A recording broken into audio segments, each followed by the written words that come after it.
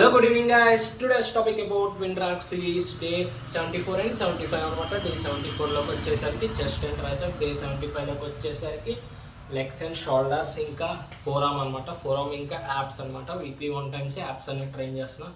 ఎందుకంటే చెప్పేసి అంత ముందులే వీడియోలో మళ్ళీ చెప్పాల్సిన అవసరం లేదు, వీడియో లెంత్ అనేది ఎక్కువైపోతుంది. ఒక విషయం చెప్తాం అనుకుంటున్నా, ఎందుకంటే వాళ్ళ లైవ్లోకి వచ్చిన లైవ్ అంటే ఇలా రికార్డింగ్ చేసుకొని ఏంటంటే ఇష్యూ నా ఫ్రెండ్ అనమాట. వాడు ఫ్యాట్ లాస్ అవ్వాలి, ఇలా ఫ్యాట్ లాస్ అవ్వాలరా, ఇంట్రా టిప్స్ అవన్నీ మొత్తం అన్నీ అడుగుతున్నాడు. ఎప్పటి నుంచో అడుగుతున్నాడు.